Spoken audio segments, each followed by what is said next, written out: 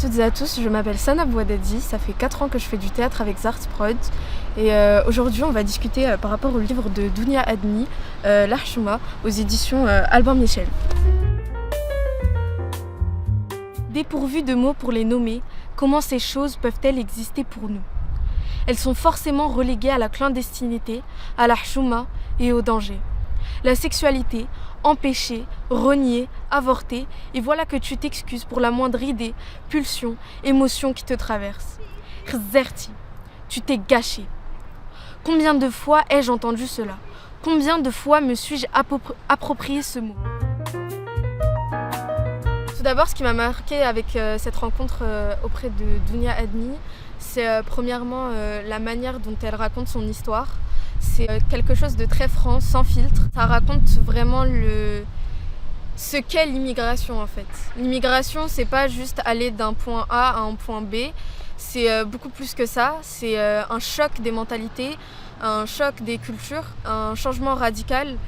Justement, cette radicalité, on la retrouve dans son écriture. On n'a pas exactement le même parcours.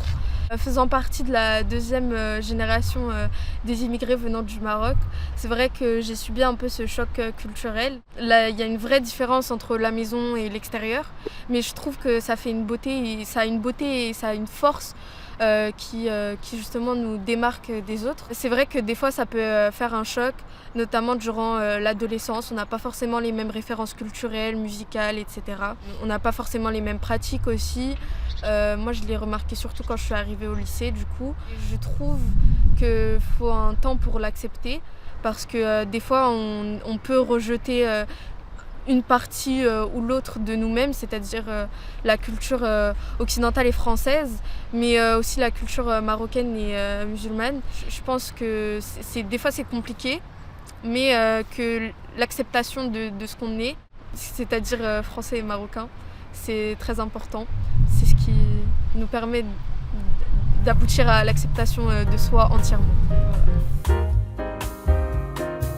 J'apprécie dans sa manière d'écrire, c'est vraiment la manière qu'elle a d'utiliser des mots forts, le fait qu'elle n'utilise pas de métaphores, parce que quelquefois dans certains livres, on ajoute trop d'artifices dans le texte et justement ça romantise un petit peu ce qu'est la vie en général, lorsque ce sont des romans réalistes. Mais du coup là dans ce livre vraiment on peut s'y retrouver parce que les moments de la vie c'est pas forcément tout beau tout rose, des fois c'est moche, donc faut utiliser les mots pour, et même si parfois les mots sont vulgaires, je trouve que quelquefois la vie est vulgaire envers nous, donc il faut l'être aussi dans son écriture, donc c'est ce que fait Dounia Hadni de manière excellente et très réussie, et c'est pour cela que j'apprécie beaucoup son écriture. Voilà. Merci. Merci, super. À bientôt.